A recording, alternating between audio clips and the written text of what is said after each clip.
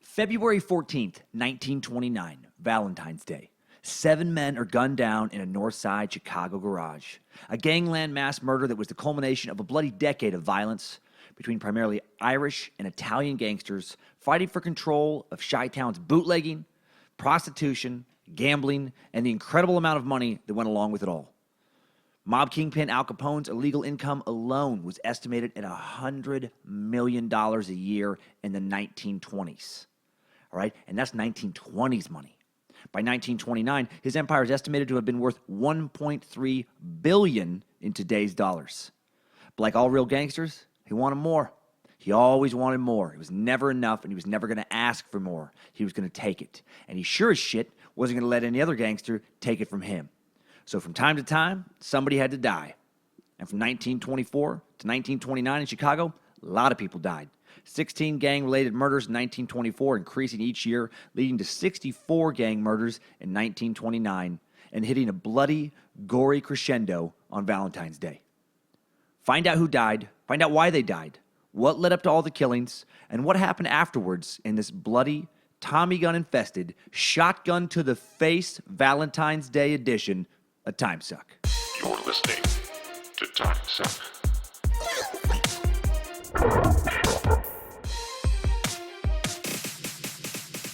Happy Monday, everybody, and happy Valentine's Day, Timesuckers. Happy Valentine's Day week.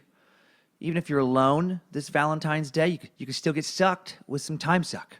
I know it's not the same, but it's better than nothing. I'll be your Valentine's. I'll be your strange, information-obsessed, kind of creepy-looking Valentine's. Oh, Valentine's Day. The American straight man's least favorite holiday. Contrived romantic pressure. Helping Hallmark push some shitty greeting cards on everyone. Making that greeting card money. Helping keep the rose farmers employed, Well, as you scramble to grab overpriced flowers, buy some sappy card that makes you a little nauseous, and panic as you realize you forgot to make dinner reservations yet again. Let this episode be a little sweet, very unromantic relief. And ladies, I know many of you, if not most of you, also do not like this holiday, right? You don't care about getting a dozen roses that cost $50 this week, even though they cost $15 last week, any more than we want to buy them. So let's all take a break from the sap, and let's get into some dirt. But before we dig into Chicago, thank you so much for all the iTunes reviews. Wow, pouring in. If somehow you missed it, a thank you bonus episode for reaching 200 iTunes reviews came out this past Friday. A big episode on Roswell, Area 51, alien abductions, and more. It was very fun to do. Big extraterrestrial extravaganza. And at the pace these reviews are coming in, there's going to be another bonus episode probably coming soon. That's entirely up to you guys. But it looks like it may be coming up quicker than I thought. And it's going to be on the origins of the Third Reich, Hitler's terrifying rise to power. I think that'll be fascinating. Also, if you haven't gotten back, if I haven't gotten back to your messages and comments this past week, I do apologize. I've been super slammed. 2 episodes to work on instead of 1. A lot of stand-up dates, a lot of shows this past week. Trying to be a good husband, dad, puppy dad. It's kept me insanely busy. So I will get back to all of you soon, and thanks for caring enough just to write me in the first place. And big thanks to Nate from Wisconsin for leaving this topic suggestion in a comment on iTunes a while back. I noticed it, didn't forget. Brent Hall also emailed me about hating Valentine's Day. Many of you have also written in about some kind of gangsters episode, so hopefully this fulfills that as well. And keep sending those topic suggestions, man. Just understand it may take me a while before I can get to yours. I have a backlog of a couple hundred right now, which is awesome. I'm very thankful. And I never know which one's going to grab me any given week. Sometimes the suggestion that comes in right when I'm sitting down to the computer to work on an episode is the one I end up going with. That was Houdini, actually. I had a totally different thing in mind, and I was like, what, huh? And then went that direction. And then lost 4 days of my life. But I'm grateful. It was a fun 4 days to lose. All right, let's get into this shit. I had no idea, first off, that Chicago was a huge city in the 1920s, as big as it is today, which sounds crazy to me. The U.S. Census Bureau listed Chicago's population for the decade ending in 2010 as 2,695,000 people. In 1920, it was 2.7 million. That's insane to me. Like, for comparison, L.A. County had 576,000 people in 1920, 9.8 million people in 2010. And it definitely fascinates me as I record this episode, because I actually am recording this episode in Chicago, and I've been doing my research at a coffee shop less than a mile from where those gangsters died on that ill-fated Valentine's Day. So it just it feels a little extra intense to think about, back in Old Town Chicago, like, right where I am, that it was the same hustle and bustle then that it is now. There was the same large crowds, moving through the streets. I don't know. I could just picture it in my mind, these fucking gangsters milling around in a real city, like a big urban area, and controlling it. That just is so intense to think about. And just like Chicago is constantly making headlines for gangs and murders today, even getting the nickname Chirac, Chicago was a murder capital, back then as well. And by 1929, Chicago citizens were pretty used to gang murders. But the bloodshed on Valentine's Day, 1929, was too much even for them. Too much for them. A line was crossed. But before we examine that day, let's examine the events that led up to it. Figure out why Chicago became associated with gangsters in the first place, and what events led directly and indirectly to the St. Valentine's Day Massacre. So let's jump into a Timesuck timeline.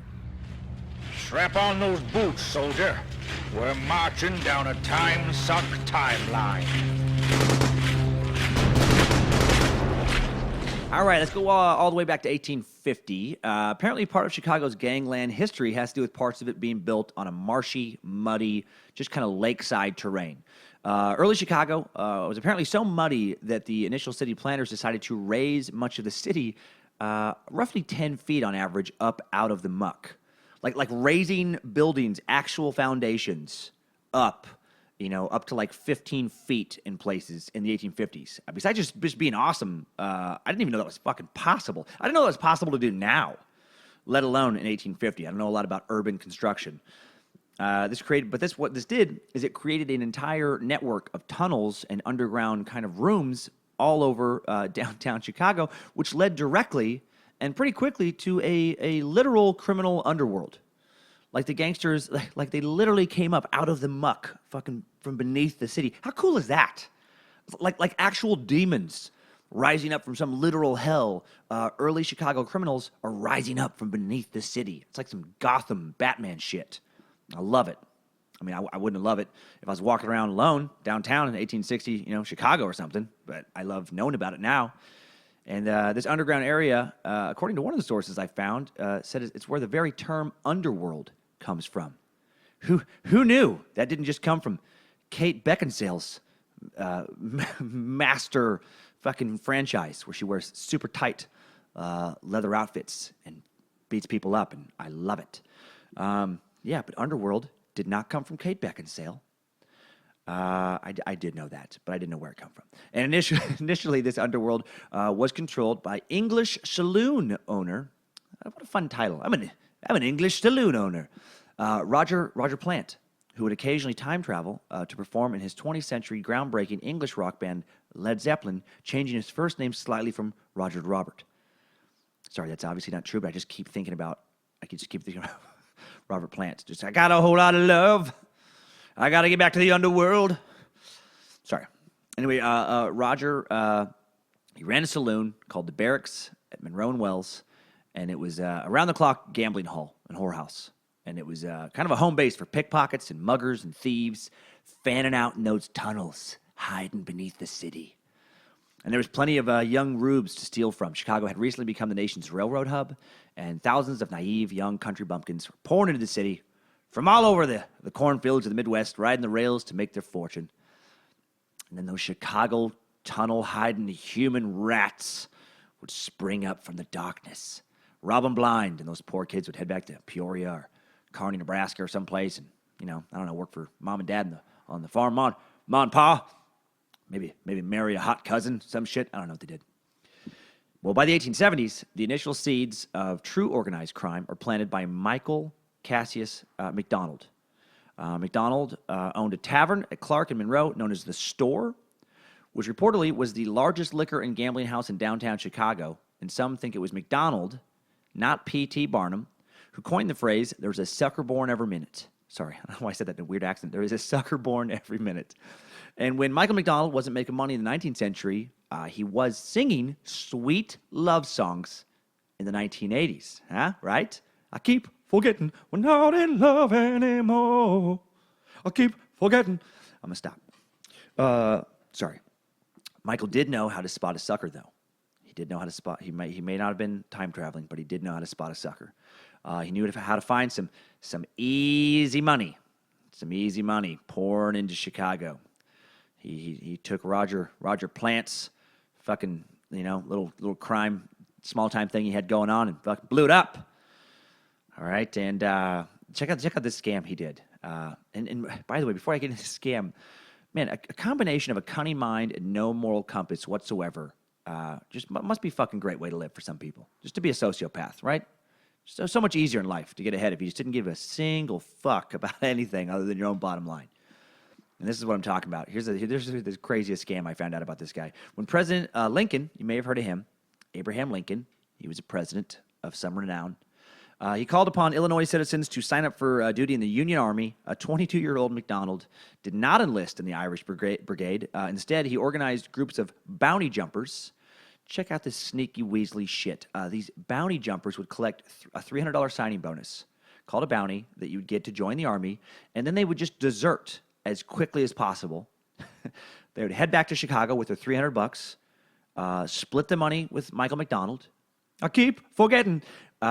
Enlist under a new assumed name, and then just go do it again. I keep forgetting I can enlist. I'm gonna fucking stop and drive myself crazy with that. That thing is just in my head like a virus right now. That tune. I apologize if it's in yours. It probably is. It's very contagious. But yeah, what a scam, man. Just hey, you guys, and he would promise these guys immunity when they came back from because that was punishable by hanging. Then you could be hung for doing a crime like that. But then they would come back and he'd let him hide in his tunnels, to keep him safe for a while, and keep him comfy with some women, some ladies of the night, and let him know that pretty soon the whole mess would blow over.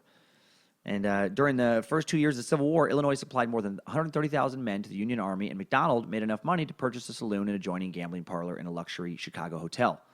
God, how much easier it must have been to be a criminal before computers and forensic evidence and cameras, video cameras, government databases, a fingerprint registry kind of thing.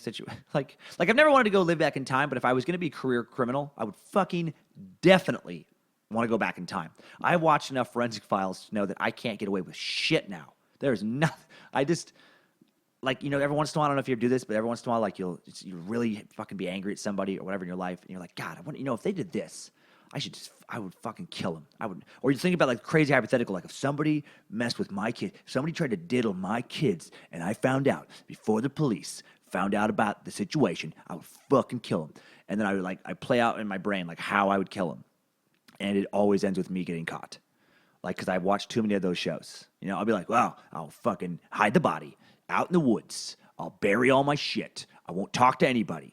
But then I'm like, I probably would fucking talk to somebody. I'd probably tell one person, and they tell one person, and eventually get back. Or like a fucking coyote or something. I wouldn't have buried it right, and they would find it. And then they would find the tiniest fingernail clipping that somehow was still on my finger and fell off. And they would fucking trace the DNA, and I would be in some database I don't even know about, and they would get me. But back then, just fucking join the Army. Bail, rejoin, different name. Bail, rejoin. You could just fucking do whatever you wanted. Okay.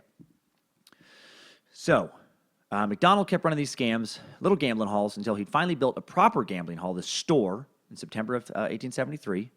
And to keep the store going, McDonald bribed local politicians, started putting police on the payroll. The real gangster shit is getting started. All right, politicians, police on the gangster dole. That's a recipe for a crime boss. That's how you become a crime boss. It begins. And the police, they did take care of McDonald, in exchange for the bribery. Like when he was arrested for the attempted murder of a rival gambler, a police officer escorted him into jail on a special, in a special carriage, made sure he's nice and comfy, recommended to the judge that McDonald be released on bail immediately. He is, and of course is almost immediately acquitted on all charges. And then the evening he's acquitted, he holds a banquet for for judges, city officials, and police officers. How nice it must have been to be a huge criminal before televised news and social media. You couldn't get away with that fucking banquet today. That's oh my God. Might get those, police officers and politicians in a little bit of trouble. I mean, can you imagine if you obviously tried to kill somebody, like people had cell phone videos of it or whatever, and then you just get released on bail and then acquitted. and then you just host a party for the for the judge and the arresting officer, some local politicians. Man, the fucking balls on these guys back then. I mean, like, these were the days where you could just shoot somebody in the face in broad daylight in the middle of the street in front of 100 witnesses. And if you were connected well enough, the case is still going to get dropped. Well, it looks like we're going to have to drop the case. What about the 100 eyewitnesses? Well, they've changed their story. They said they made it up. Do you think they were bribed? No, not all of them. Just the ones wearing new clothes all of a sudden, loaded up with the nice jewelry. The rest were probably just threatened. Everyone coming in today either had something new and shiny, or they looked very scared. Guessing that dude he tried to kill left town after that. I thought I would. If I realized the dude who just tried to kill me could absolutely just get away with anything, I'd probably take off. And McDonald, he was actually never convicted of anything. He died a millionaire at the age of 68 in 1907. Rare feat for a career criminal. And before McDonald died, the prostitution trade he helped grow in Chicago began to see its end in 1893. Criminal activity took a little downturn for a second because the 1893 World's Fair. All right, the 1893 World's Fair in Chicago, it brought national attention to how fucking filthy and crime-fueled Chicago really was. It was a dirty, dirty city. And William T. Stead, noted English reformer and editor of the Review of Reviews magazine. What a fucking pretentious title that is. I'm the editor of the Review of Reviews magazine. He was appalled by conditions in the levee, Chicago's North Side neighborhood, where a lot of these brothels were located. And he was appalled by the politics of Chicago. And 1 year after his arrival, he published a startling expose of vice conditions entitled, If Christ Came to Chicago. Of course it was titled that. How to get all those Victorian, women all, oh dear, what if Christ did come to Chicago? He would be so upset. Furor created by the publication of Steed's book went nationwide. It was nationwide, all this furor. And the revelations led to formation of the Civic Federation, Chicago's first important reform movements. And so the rising sentiment against the levee is further fueled by tales of white slavery, along with this prostitution. Thousands of young girls came to Chicago and other big cities at the turn of the century looking for work. And some of them, not being able to find employment, turned to prostitution. But others were actually kidnapped, drugged, and forced into the trade. The federal government's White Slave Traffic Committee reported in 1907 that 278 girls under the age of 15, goddamn, had been rescued from levee dens during a 2-month period. That is fucking pretty fucked up. However, I mean, super fucked up. But also, you put that in today's context. I mean, this is a world where 14-year-old girls got married on a regular basis. So kids were treated a little differently. They weren't these protected entities when they were teens that were. You were a fucking pedophile. It's like, no. If you were a 25-year-old farmer and you wanted to marry the 14-year-old fucking neighbor's daughter and you're going to take care of her, you were seen as a good dude. So it's not as creepy in context, but still super fucked up. So most women who enter prostitution in Chicago probably did so voluntarily. But even the hint of people being forced into this appalled Chicago's religious community. I mean, this is a place where the Moody Bible Institute is formed. And the direct pressure was placed upon the federal government to act, and as a result, Chicago Congressman James Mann sponsored new legislation making the interstate transportation of women for the purpose of prostitution a violation of federal law. Remember, that's the thing that actually Manson got charged with, was a violation of the Mann Act. It comes up in a lot of stories, actually. But by 1914, the last bordello shuttered its doors, and the levee was officially closed. So, prostitution and vice in Chicago's over, huh? Of course not.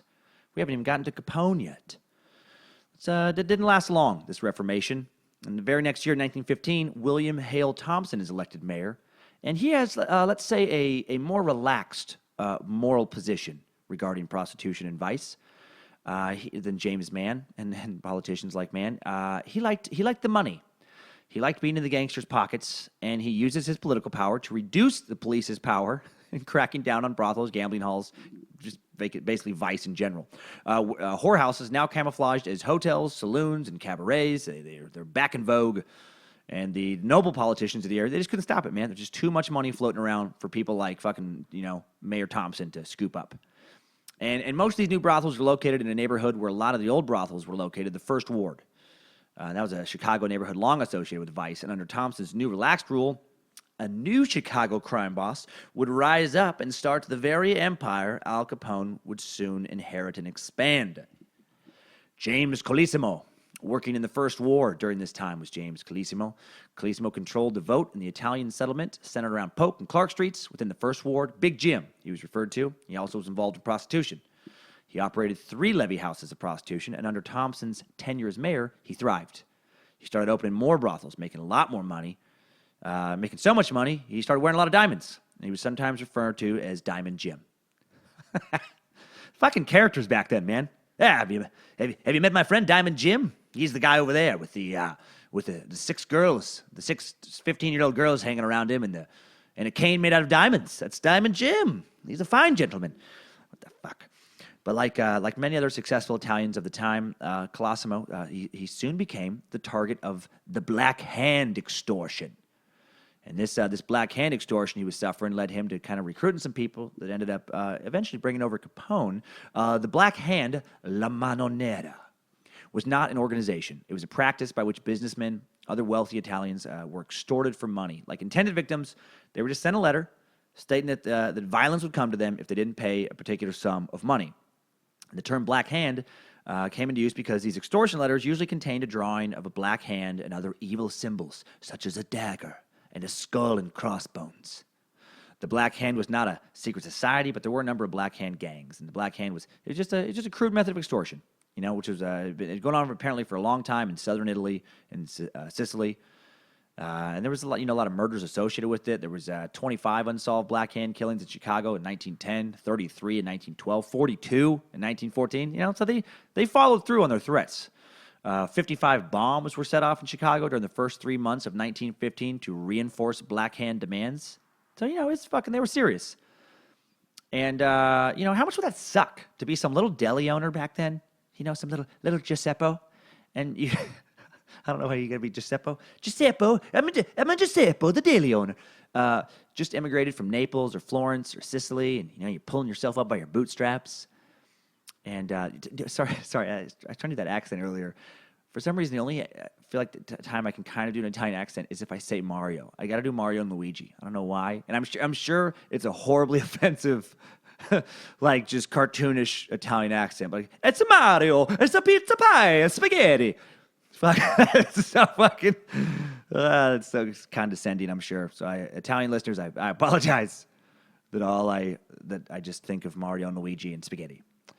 Anyway, but this little guy, you're some little deli owner. You're pulling yourself up by your bootstraps, creating a new life for yourself in this new land of opportunity with your sweat and tears and blood poured into your work, and then you get some fucking letter in the mail with a Black Hand and skull and crossbones demanding money, and then you're just like, God damn it, because now you know.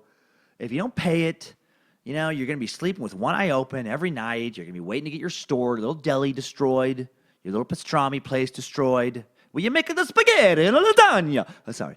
You get beaten in front of your family. You shot in the fucking head, made an example, blown up. Being extorted sounds terrible. Remind me never to be extorted. All right. Well, in order to deal with the Black Hand threats, Colissimo, he sends for a New York relative, and these guys, they always know somebody in New York. Johnny Torrio.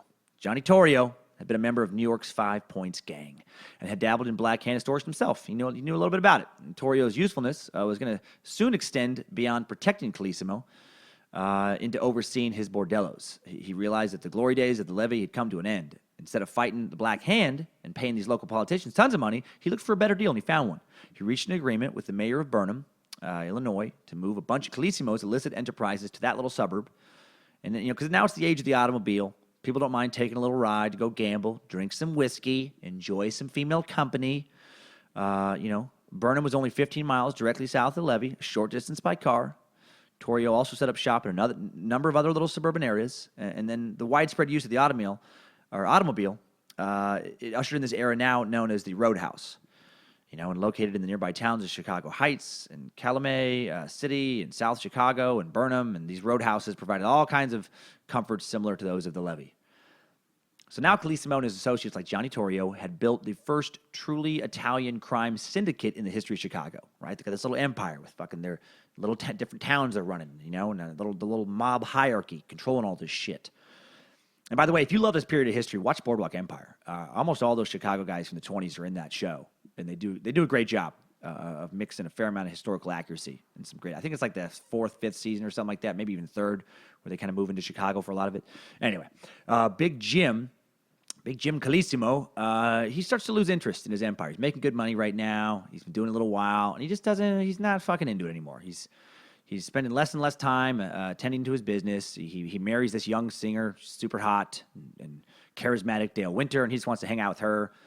And Calissimo is now resisting Torrio's efforts at building a liquor syndicate because now Prohibition has began, and Torrio wants to get into the liquor money, and Calissimo doesn't fucking care. Sections of the city were already being divided up by other gangs into liquor distribution territories. Calissimo he just was content to kind of keep what he had. He controlled Vice in the Levy District and in Burnham and these other little suburbs, and he was cool with that. He also ruled Chicago's Street Laborers Union and the city's Street Repairs Union, which were under the supervision of some protege of his.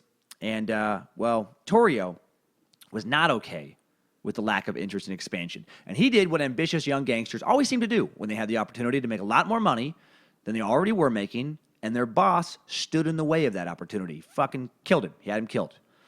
Calissimo was found shot in the head May 11th, 1920, and the suspects in the killing were Al Capone. Yep, about time he showed up in this episode. Capone was the recently arrived Brooklyn assistant of Johnny Torrio, and Frankie Yale of New York's 5 Points gang was also a suspect. And so now at 39 years of age, Johnny Torrio, he is the crime lord of the levee. And incredibly, like McDonald, much before him, he'd pull off the hardest feat of all for the 1920s gangsters and live a long life. Or I should say early 20th century, since McDonald wasn't a 1920s gangster. But you know what I meant. Well, Torrio ran his criminal organization from the Four Deuces Cafe. That sounds like a place you'd run a criminal organization from. Let's meet up at the Four Deuces, boys. Yeah, see, we'll talk about some business, see? It was at 2222 South Wabash. We'll meet up at 222 Four Deuces South Wabash. If it took me that long to put that together, that's where the name came from. I'm thinking of poker. Nah, you dumb shit, Dan. It's because there's 2222 South Four Deuces. Okay. He was viewed as a no-nonsense business guy who first, truly organized crime. He was a master strategist, organizer. He built an empire that far exceeded Calissimo's. And when the National Prohibition Enforcement Act ended the sale of, alcoholic beverages, 1920, and there was a strong, demand, which is what Torrio wanted to get into, the Torrio Vice Syndicate and these other groups around Chicago, they were in a very good position to supply the need for liquor. They were well organized. They had political connections to prevent interference from the police. All these concealed agreements they'd been making with local politicians over the years, as well as the experience gained by years of struggle against reform elements, where they were brought into service into organizing and producing and distributing beer and whiskey. They were fucking ready. And now big money is being made. By the mid-20s, I don't know if you can hear that siren in the background, by the way. I'm recording this in Chicago. How fitting is that I'm talking about all this crime and then literally police sirens outside? It's not a sound effect. Well, by the mid-20s, the Chicago bootlegging industry, the Capone would inherit from Torrio, would be making $60 million a year. Now, I said that earlier. I'm going to put that in today's money. $826 million in today's money. Almost $1 billion a year in Chicago whiskey and beer money alone. Like, holy shit. Well, with lots of money comes lots of greed. No matter how much any of these various Chicago gangs were making, they always wanted more. Except Torrio. This guy seemed like an interesting cat, man. He saw, yes, he killed his boss because he wanted to make a little more money. But now that he was making this good money, he's like, all right, let's slow down. He saw a great opportunity to let everyone be rich beyond their wildest dreams. He approached the leaders of Chicago's top criminal gangs, and he suggested that they give up burglary, they give up robbery, crimes of violence, knock all that shit off, and let's just focus on the bootlegging. Because he thought that would be the key to success during Prohibition, was they'd have these little territorial sovereignty. They could each have their little empires, and there was a lot of money to be made for everybody. Each gang would control liquor distribution in their own area, not encroach upon the territory of others. And the main gang leaders of the city agreed to Torrio's plan. And things were fucking great for a little while. But then things got ugly. Of course they did. These aren't normal businessmen happy with insane profit margins. They're fucking gangsters. Violent, insanely ambitious, criminally unstable men. And gang wars are going to start up again soon, finally culminating in the biggest little gangland battle on Valentine's Day, 1929. All right. Well, 1923, Chicago elects reform mayor William Dever. And he fucking ruins everything that they have going right now. Dever was one of the few politicians of the 1920s in Chicago who would resist gangster bribery. And within weeks of taking office, his police shut down 7,000 soft drink parlors and restaurants operating as speakeasies, stirring up gangsters' hornet's nest and fucking with their new peace agreement big time. All right, Dever's reforms caused Torrio to move his headquarters to nearby Cicero, Illinois. And while Torrio was vacationing Vacationing in Italy. Capone chose the Hawthorne Inn at 4823 West 22nd Street as their Cicero headquarters. And fearing the spread of Dever's reform, Cicero's local corrupt Republican leaders asked Capone to assist them in the 1924 election. So, right, so he's moving out of Dever's little reform area. He's like, all right, I got some guys who will take my bribes and work with me. And he goes over to Cicero. And in return for helping the Republicans maintain control of Cicero, he's going to help him get elected. Torrio and Capone would be given a free hand to sell liquor in town. They wouldn't be allowed to open bordellos, but they could do all the liquor money they want. So on election day, check this out: 200 Capone gunmen descend on Cicero to ensure that people voted in the right direction. Conditions were so bad that Cook County Judge Edmund Jarecki deputized 70 Chicago police officers to go into Cicero and engage the Capone gang. Frank Capone, the brother of he's killed in this gun battle that ensues with the police at the polling station at the intersection of 22nd and Cicero. Well, even though his brother dies, he does help, the Republicans win election. And then they keep their side of the bargain. It is estimated the number of liquor and gambling establishments in Cicero controlled by the Torrio Syndicate grows to 161. All right, so brother dies, that sucks, but now they got a new place to do a lot of business. And again, how fucking crazy was life back then? Holy shit, they had it worse than we do now. Like now we worry about possible computer voting fraud and some kind of secretive corruption. What we don't worry about is armed gangsters pointing guns at us and telling us how to vote. Can you imagine that? You get on your little polling place, it's like, I want to vote for, and some guy's like, this is who you're going to vote for, motherfucker, and just puts a gun to your head. Okay, I'm going to watch. Yes, I'm going into the booth with you. You're going to put down that motherfucking, I'm like, all right, okay, all right, that's what it is. Just like it's unfathomable, that kind of stuff. That's, people just can't get away with doing that kind of stuff now. Not in this country, not at the moment.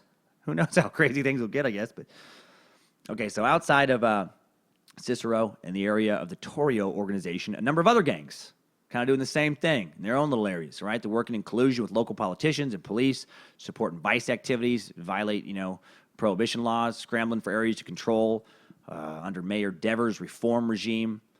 Dion O'Banion and his followers control Chicago's north side. Klondike O'Donnell and his brothers control the near northwest side. Roger Tuffy, who claimed to be the only bootlegger, only to be a bootlegger and not involved in other forms of vice. He controls the far northwest side. The terrible Jenna brothers control the near west side, Taylor Street area. The far west side is controlled by Terry Dugan, Frankie Lake.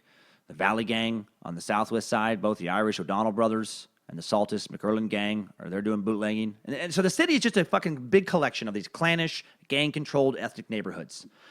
And the gangs were, centered in immigrant areas where the gangsters served as the right arm of the corrupt politician of that area at election time. In exchange for delivering the votes, just like, fucking Capone and Torrio did in Cicero. These other gang members, they were allowed to continue their criminal activities in whatever neighborhood they were at. It was very much like a scratch, you scratch my back, I'll scratch your back kind of operation. Basically the same way politics work today, if I'm going to be totally honest. Except that, gangs are now called giant publicly traded corporations. I'm not fucking kidding.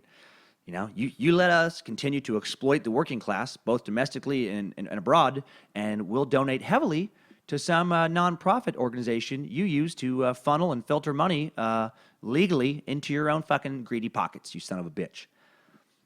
The more things change, man, the more they stay the same in some ways, right? Well, chief among the Torrio and Capone organization's rivals was the young Dion O'Banion and his followers, including George Bugsy Moran. And with the advent of Prohibition, O'Banion and his gang quickly moved to control most illegal liquor distribution on the near north side. So O'Banion's borough was the 42nd and 43rd wards. His ability to deliver the Irish vote made him an important political figure in ward politics. It said that O'Banion, he would go into saloons on election day and just shoot the doorknobs off of entrances of toilets in order just to randomly remind people that they were going to vote Republican. Like, that's one of the fucking many crazy things he would do. Again, what a different era.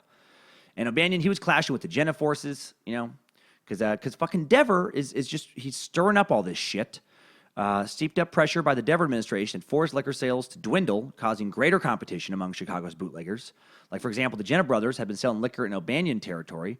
There was reports that O'Banion had been hijacking Jenna trucks. Well, O'Banion has said he made a lot of enemies among the Italians as well, calling them greaseballs and spick pimps. The latter being a reference to the Torrio and Capone involvement in prostitution. O'Banion also quarreled with the Gloriana gang, as the Italian and Sicilian hoodlums in his own kind of near North Side community were called during the 1924 elections. They supported Democrats. He supported Republicans. But despite his opinion of the Italians, O'Banion reportedly appealed to Torrio to intercede in his quarrel with the Jennas, but he wasn't satisfied with the response. As a result, he sets Torrio up. He offers to sell Torrio his share in Siebens Brewery on 1464 North Larrabee, which he knew was about to be raided. And on the morning of May 9th, 1924, Chicago police do raid the brewery, arresting 31 bootleggers, including Torrio. And they recover 128,000 gallons of beer. O'Banion had set him up, and this was inexcusable. And then, on noon, on November 10th, O'Banion is gunned down in his floral shop at 738 North State Street, dead at 32 years old. And the suspects, of course, were the Jenna brothers, working at the direction of Torrio and Capone. Now comes the fucking payback. Right? Always the back and forth with these bloodthirsty hyenas. On January 24th, 1925, the day a solar eclipse was seen in his hometown of New York City, Torrio himself was shot 4 times. After returning from grocery shopping with his wife, he's attacked by Jaime Weiss and George Bugs Moran. Fucking Bugsy and Weiss. He's shot in the arm, then he's shot in the jaw, then he's shot in the lung, and then he's shot in the stomach. And then Bugs presses his .45 pistol against Torrio's temple. Against his temper. I'm going to shoot you in the fucking temper. I'm going to shoot your temper off of your face. So he pushes against Torrio's temple, tries to pull the trigger, realizes he's out of bullets. But then to make sure he dies, Weiss kicks Torrio while Moran's hitting him with the billy club. And some, people come, they hear the police or whatever, like actual police, and take off. The sun goes out in New York City, and the lights go out in Torrio and Chicago. Well, not quite. Torrio is one tough motherfucker, and he refuses to die. Slowly recovers from his wounds in the hospital, Capone at his side. The kid he's known since Capone's childhood. We'll find that out soon here. And in true gangster fashion, refuses to name who did it to the police. Then when he finally recovers, he spends a year in jail for breaking the prohibition laws. Remember, he got caught in that early O'Banion setup. But even though he doesn't die, the beating and the murder attempt, it shook him up. So he fled the country after being released from prison, chilling out in New York just for a second before heading off to Italy. And he hands over his empire to Al Capone, saying, "It's all yours, Al. Me, I'm quitting. It's Europe for me." Scarface is in control now. Torrio would never be involved in Chicago crime again. He eventually settles into real estate investments back in New York after he comes back from Europe before dying in Brooklyn from a heart attack in 1957 at the age of 75. Long life for a gangster, especially one that was shot 4 times in one day. And all this is because fucking Dever. It's funny how, they try to do prohibition. They think that's going to be a good moral thing for the country. And prohibition leads to way more criminal organization in Chicago, way more gang clashes because the money involved. And then Dever tries to reform everything, and then he just fucking takes what was a truce, and through his reform, he just fucking stirs the hornet's nest and gets these guys all going at each other, fighting for turf. And everybody's really fighting for turf after Torrio leaves, Capone's at war now with a lot of Chicago's criminal gangs because everyone wants a piece of Torrio's pie. They see the leader gone, they sense weakness, they're going to fucking step in. And so the intense competition for turf turns into what's called Chicago's beer wars of the 1920s. The gangs, they mainly align themselves with the kind of ethnic ties. It would be the Irish and the Polish and the Jewish, all those gangsters, such as the West Side O'Donnells and the Saltus McErling gang, joined by O'Banion's successor Jaime Weiss, the Sicilians, notably the Jennas, and most other Italians stuck with Capone. So did Dugan and his Valley gang. Or Drugan. I think I called him Dugan earlier. Drugan's a whale. I don't like to say Drugan. That sounds like a fake name. I like to say Dugan. Dugan sounds better, but his name is Drugan. So there's those, 1925 beer wars. Amongst the first casualties of the war was Angelo Jenna himself. He dies at the hands of Weiss, Moran, and Drucci on May 26, 1925. A month later, Mike Jenna, he's killed by police after he ambushed Moran and Drucci at the corner of Sagamon and Congress. After the fall of the Jennas, their bootlegging activities are taken over by the Ayala brothers. The Ayalos were a large and extensive family of 9 brothers, numerous cousins. The Ayala, I don't know how to fucking pronounce this name. I should have looked it up. It's Aieello. That's too many fucking vowels, all right? You don't get to have 3 vowels in a row to start your name. It's ridiculous. Aiello? I don't like that name. The Aiello and Moran forces, they made a number of attempts on the life of Capone. The Aiellos, I'm just going to I don't know if you noticed that. I'm just kind of mumbling. They promised $50,000 to anyone who would kill the big fellow as Capone. See, Capone, that's how you do a name. Capone. Strong consonant sound at the end. Ka. Pa. It's got some meat on it. Not like, ayaya. What the fuck is that? You change that. Throw in something. Throw something after the A. Alelos. No, that doesn't sound good. Throw something in front of the A. And after the A. Halelo. You know what? You just fucking change the whole thing. Change the whole thing. It's not a strong last name. If you're listening and that's your last name, I kind of apologize. Now, but you know what? You know that your name's not great. You know that you have to fucking constantly go through life being like, it's actually pronounced. If you have one of those names where you have to constantly, your whole life, be like, it's actually pronounced. Well, you know what? You can change it. Change it up if you want. Make it easier on yourself and everyone else. No one fucking cares about your family tree, right? And that's not a knock on anyone's heritage. It's just like, it's fucking annoying to have to say a crazy ass name. Right? If your name works in your culture, fine. If everyone knows how to say it, you know, if it's the equivalent of Jones somewhere, great. But then if you move somewhere else and it's the equivalent of then maybe tweak it. You know, maybe localize it a little bit. Okay, September 20, 1926, Moran, Weiss, Drucci, easy names, attacked Capone's headquarters at the Hawthorne Hotel in Cicero. 7 cars, no less than 10 feet apart, fire anywhere between 200 and 1,000 bullets into the Hawthorne restaurant where Al Capone was eating lunch, depending on which account of the event you read. Strangely enough, no one's killed. Man, and somehow these gangsters keep doing business. Again, can you imagine the public outcry if 7 cars of gangsters pull up to a restaurant, any restaurant, I don't care if it's a fucking Olive Garden, I don't care if it's Subway, or, you know, your 5-star steakhouse, and then spray it with 1,000 bullets, the public would go insane. It would be news of the year. But in 1920 Chicago, they were just like, well, you know, this shit happens. No one died. And they were doing this with Tommy guns. That's why so many bullets were used. Tommy guns, initially produced in 1921. Man, these things, this Thompson submachine gun, it was invented to replace the bolt-action rifles used in World War I. And really, yeah, it was like the first handheld machine gun. It was like a Gatling gun that you could fucking carry around. And the thing would shoot at a rate of anywhere from 600 to 1,500 rounds per minute, depending on the model. And you could have like a 20-bullet little stick or a 20 or a 50-bullet, case, shell drum attached. Weighed about 10 pounds. It's easy to hold. The original nickname was the Annihilator. That was from like the company that made it. They were marketing it as like, it's the fucking Annihilator. Because that's what it did. It annihilated you. Think of some poor police officer, 1926, 27, Chicago. He's got his little 45 caliber 6-shot revolver.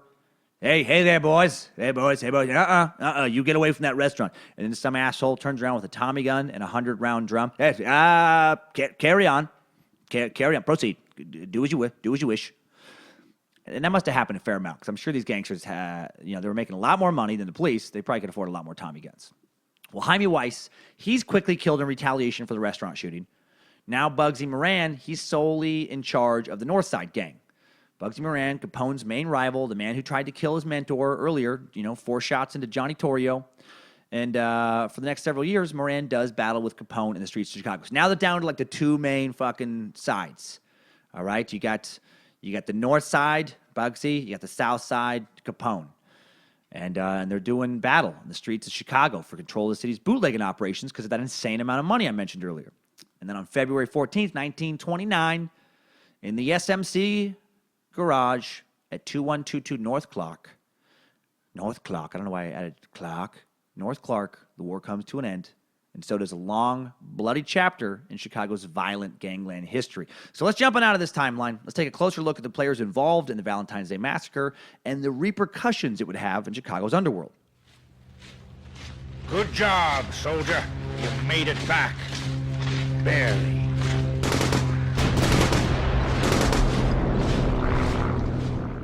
Okay, Bugsy Moran. Before we get to the massacre, let's take a look at the two main players, George Bugs Moran, Al Capone. Biggest gangsters in 1929 Chicago. Moran had been driving Capone crazy in the late 20s, killing his friends and hired men, burning his nightclubs, hijacking his liquor supplies. You know, he got the nickname Bugsy for having a violent temper, being a little unstable. In addition to being a crazy, cold-blooded gangster, he's also a good Catholic boy who hated Capone for running brothels. You steal, kill, push whiskey, but don't pimp. I'll kill you in front of your family, but what I won't do is offer your newly widowed wife money to sleep with her. I'm a man of principle. It's fascinating where we choose to draw our moral boundaries. Well, George was born August 21st, 1891 in St. Paul, Minnesota, to French immigrants who did well enough to send him to private school, but he didn't like it. At the age of 18, he stopped going to school, joined a juvenile gang. He was arrested 3 times for robbery by the time he was 21, escaping after the third arrest, making his way to Chicago.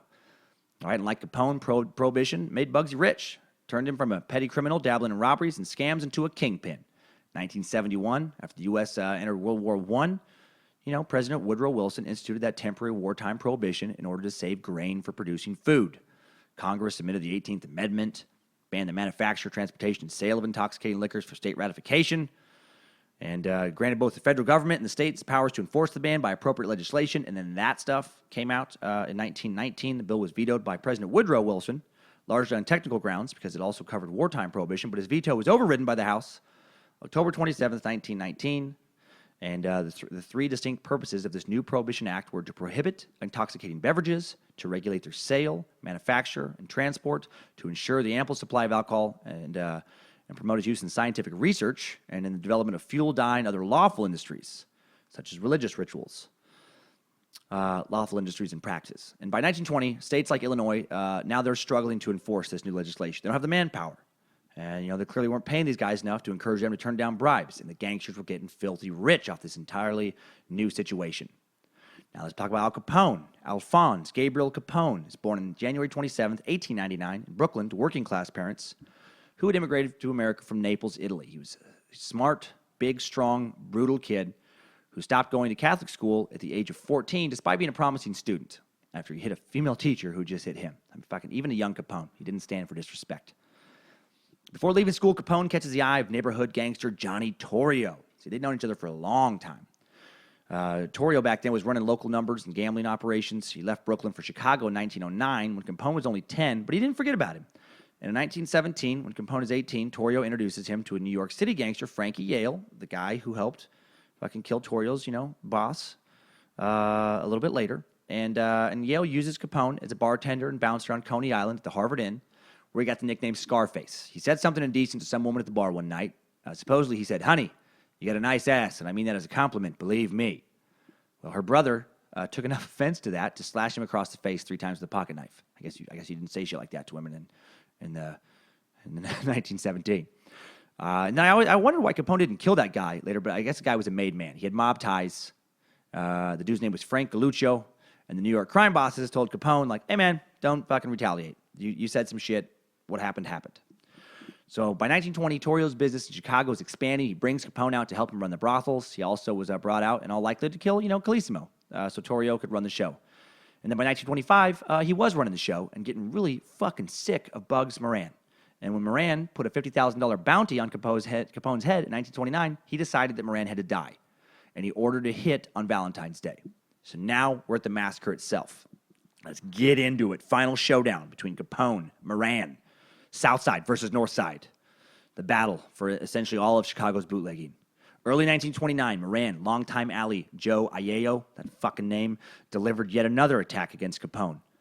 The two guys reportedly gunned down Pasquiliano Lordo, one of Capone's men, and Capone then vowed that he would have him wiped out on February 14th. He was staying at his estate outside of Miami at the time, and he put a call into Chicago. Capone had a very special Valentine that he wanted delivered to Moran. Through a contact in Detroit, Capone arranged for someone to call Moran and tell him that a special shipment of hijacked whiskey was going to be delivered to one of Moran's garages on the north side. Adam Heyer, a friend of Moran, owned the garage, and it was used as a distribution point for North Side Liquor. Sign on the front of the building at 2122 North Clark Street read SMC Cartage Company Shipping and Packing, long distance hauling. Moran received the call at the garage on the morning on February 13th and arranged to meet the truck the next day. So now we get to morning, February 14th, Valentine's Day.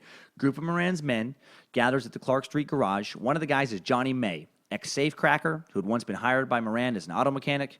He was working on a truck that morning with his dog, a German Shepherd named Highball. What a great fucking name for a dog. Highball, get over here. Highball's tied to the bumper. In addition, 6 other men wait for the truck of the hijacked whiskey to arrive. We got Frank and Pete Gusenberg, who are supposed to meet Moran and pick up 2 empty trucks to drive to Detroit, pick up smuggled Canadian whiskey. Got James Clark, Moran's brother-in-law, Adam Heyer, Al Weinshank, Reinhard Schwimmer, a young optometrist who had befriended Moran and hung out around the liquor warehouse just for the thrill of rubbing shoulders with gangsters. All right, you're an optometrist who wants to fucking be a gangster. Fair enough. Okay, so George bugs Moran. He's late for the meeting that morning. He was due to arrive at 10:30, but he didn't leave for the rendezvous until several minutes after that. And as these 7 men are waiting inside the warehouse, they have no idea that a police car has just pulled up outside, or that Moran spots the car. Moran, him being late saved his life. He spots this police car pulling up in front of this garage. He's like, and he just heads on down. I'm gonna fucking get out of here. I'm not gonna go in there. Well, 5 men get out of the police car. 2 of them in uniforms, 3 in civilian clothing. They enter the building, and a few moments later, the clatter of machine gun fire breaks the stillness of that snowy morning. Soon after, 5 figures emerge, and they drive away. May's dog, inside of the warehouse, begins barking and howling. Cold-blooded as Capone's men were, I do find it interesting that they were like, "No, leave the dog alone. Don't shoot the dog." Well, they shot the shit out of the other guys. More than 160 machine gun casings would litter the crime scene. And I'll post a picture, too, up of the crime scene at timesuckpodcast.com for those curious enough to look. Ugh, it's pretty grisly. I mean, these guys got shot a lot of times. John May, he was shot 10 times, including a shotgun blast and a .45 pistol to the head. Adam Heyer is shot 15 times, head, neck, chest, stomach, extremities, just human Swiss cheese. James Clark is shot 9 times, mostly in the chest and stomach. Weinshank shot 9 times, 7 times in the back. Gusenberg takes 12 bullets. Peter Gusenberg. Frank Gusenberg takes 14. 3 glancing wounds, 11 rounds entering his body. Schwimmer ends up with a total of 25 entrance and exit wounds. Now, 16 of those were shotgun pellets, but 9 extra fucking bullet wounds. They shot the fuck out of these guys. They opened up on them with Thompson submachine guns. One of them had a 20-round, clip. Another had a 50-round drum. And they were thorough, man. They had some shotguns, too, spraying their victims left and right, continuing fire after all 7 had hit the floor. 7 men, they were just ripped apart. 2 shotgun blasts afterwards all but obliterated the faces of John May and James Clark. I guess they wanted to make real sure those guys were dead. The murdered men included Moran's best killers, Frank and Peter Gusenberg. And Frank actually survived the attack for a little while. Reportedly, Frank, a dude who was shot 14 fucking times, still alive when real police officers, not the fake ones who showed up to do the killing, made it to the scene. When he was asked who shot him, the mortally wounded Gusenberg kept his code of silence, man. He said, quote, "No one. Nobody shot me. Gangster till the end." And no one was ever brought to trial for these murders. No one to this day knows for absolute certain who did it. Not for certain. Everyone agrees Capone must have been behind it. But he was never charged, never confessed. Police suspected him. Police suspected Capone associate and known hitman John Scalise, but he himself was murdered not long afterwards, May 8th, 1929, in a gangland killing. Capone was suspected of ordering that hit, too, by the way. It's all speculation. Jack McGurn, one of Capone's buddies and crime associates, was suspected, but his girlfriend gave him an alibi. Chicago hitman named Fred Killer Burke. What a fucking nickname. What was your nickname again? Killer. Okay. I'm going to do it. I'm going to be very nice to you. Fred Killer Burke was suspected. When the police investigated a separate crime in December 1929, they found machine guns at his place. Early ballistics testing proved that they were the guns used in the Valentine's Day Massacre. However, Burke fled. By the time he was caught, he was charged with a totally different murder, and he was given life for that, and he just never confessed to the Valentine's Day Massacre. And he died in prison in 1940, so we'll never know.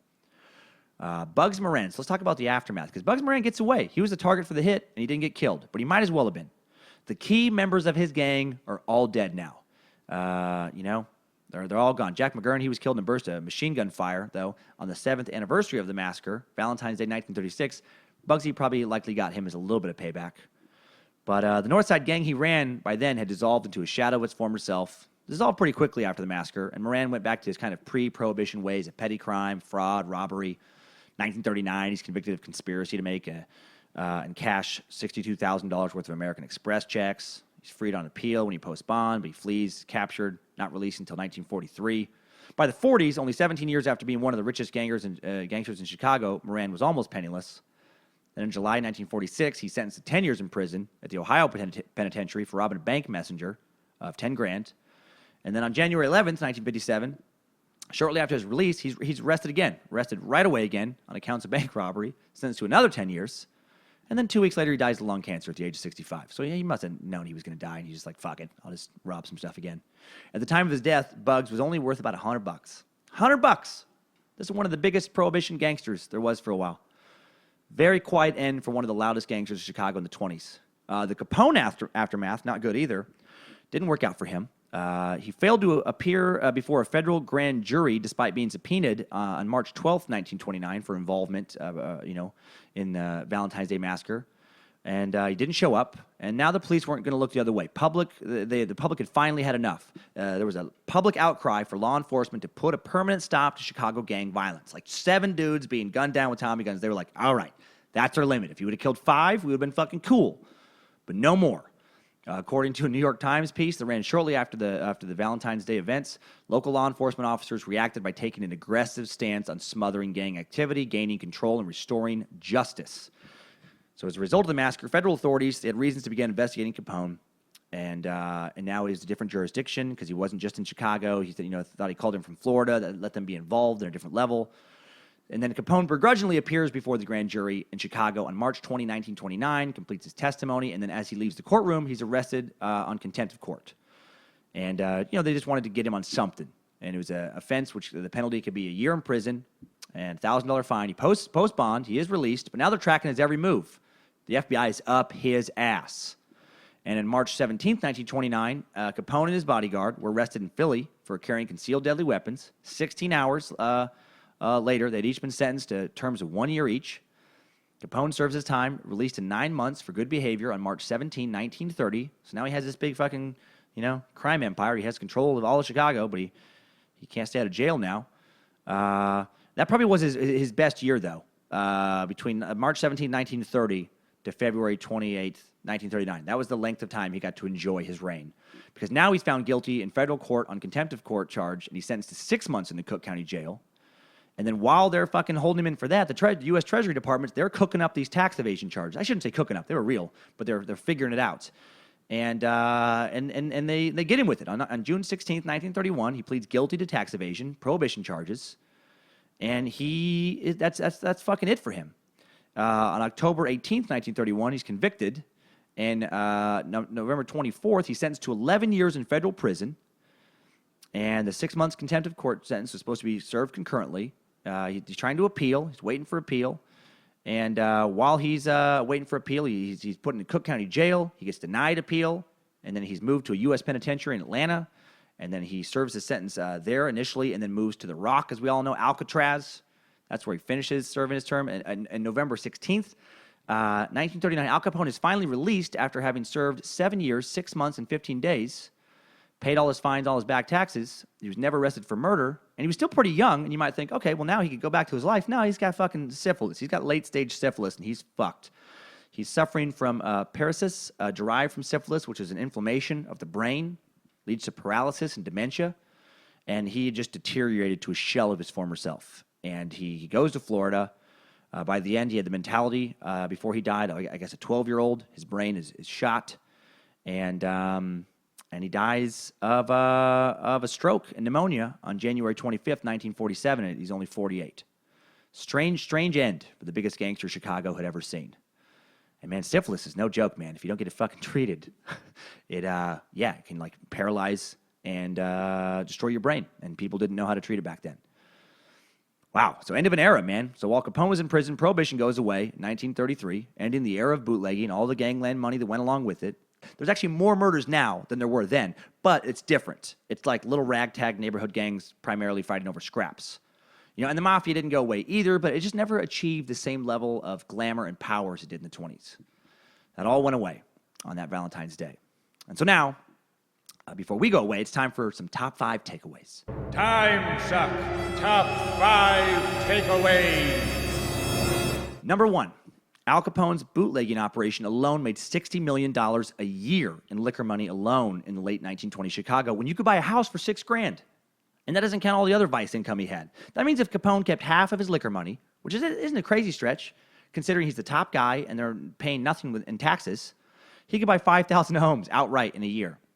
In 1929, a Model T cost $500. He could buy 60,000 Model Ts for $30 million.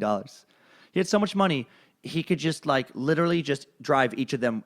Every time he drives, he could just leave the car wherever he gets, just leave it there. He just goes and he parks, and instead of driving the car home, he's just fucking buy me a new car. And he could do that every several times a day, all year, and still have plenty of money. Number 2, in the Valentine's Day Massacre, 7 different men were each shot at least 9 separate times. And if you think that's too many times, one of them almost lived, telling the police who showed up that, nobody shot him. Now, you can't shoot a 1920 Chicago gangster once or twice. If there's one thing I learned in this episode, is that you have to truly fill him full of lead to get rid of him. Number 3, Chicago's criminal underworld literally rose up out of the mud. On the last day of 1855, newly created Chicago Board of Sewage Commissioners finally came up with a plan to lift Chicago out of the ooze. Engineer Chesbrough of Boston, whom the board had hired to study the problem, recommended installing a storm sewer system, the first comprehensive sewage system in the entire nation. But since the city was only 3 or 4 feet above the level of Lake Michigan, underground sewers would not drain properly. So they raised the city. They raised it from 4 to 14 feet, man. To raise larger buildings, an enterprising newcomer to the city named George Pullman, right, the guy who would go on to amass a fortune with his Pullman sleeping car with the trains, he came up with a system using these jack screws, these enormous fucking screws up to 3 tons in weight, attached to a metal base, metal top, and he'd have thousands of them. And you put them around all these parts of the foundation, and then you would just turn the screw. You'd have them all kind of turn at once, do one rotation, and just slowly and surely lift these buildings with people still in them, people still working and stuff, as the building is slowly being raised, millimeter by millimeter, way up into the air, and then just rebuilding the foundation. Incredible. Who knew that would lead to such, massive criminal activity? Number 4, by 1930, after destroying his rival gang in the Valentine's Day Massacre, 31-year-old Al Capone now controls the entire Chicago criminal underworld. He's making over $100 million a year, but because of the heat the Valentine's Day Massacre brought from the feds, a 33-year-old Capone would be serving time in an Atlanta penitentiary, soon to be moved to Alcatraz, where his mind would deteriorate from syphilis. He was apparently bullied by other inmates, proving that, sometimes when you win, you lose. If they just could have divided up the spoils like Torrio wanted and just fucking kept it, if Dever wouldn't have fucking stirred the hornet's nest, how long would those Chicago crime bosses kept running those rackets and making the millions? Who knows? So the lesson from that is, I think, if you ever find yourself making what would be about $800 million a year in some sort of criminal racket and everything's fucking smooth, be cool about it. Don't rock the boat. Number 5, if you get syphilis, don't wait to get it treated. While it was very difficult to treat when Capone had it, doctors figured out that a healthy dose of penicillin would just clear it up a long time ago.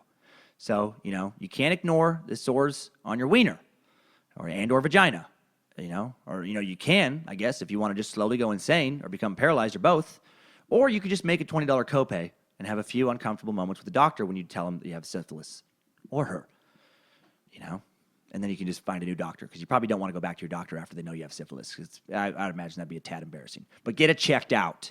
Timesuck Top 5 Takeaways. Well, thank you for listening, everybody. And thank you so much for the iTunes reviews. Keep pouring in. I really appreciate it. I hope you had fun with this little Valentine's Massacre episode. I felt like it was a little different, examining one little kind of event again. We haven't done that in a while. And if you want to know when the next episode of Timesuck will be, if you want to know what it's going to be before it comes out on Monday at noon Pacific time, please follow me on either Twitter @D_Cummins, Facebook @Dan Cummins Comedy, or on Instagram @Dan Cummins Comedy. I also post tour dates at those places, such as Hyenas Comedy Club in Plano, Texas, February 23rd to 25th. The Tacoma Comedy Club in Tacoma, Washington, March 2 through 4. Charlie Goodnights in Raleigh, North Carolina, March 9 through 11. Lots more places coming up after that. So please keep rating the show. Keep telling your friends. Keep subscribing. We are building this thing. I really have some cool plans I want to share a couple months down the road to make this, a lot more fun, more interactive. And we're getting there. It's growing. It's growing. And have a great Valentine's Day and Valentine's week, time suckers. I hope it is a lot less bloody than the one I just described, and find some solace in this episode, because, even if your Valentine sucks, be thankful that at the very least you didn't get lit up with 9 to 14 bullets from a Tommy gun. See you next week, everybody.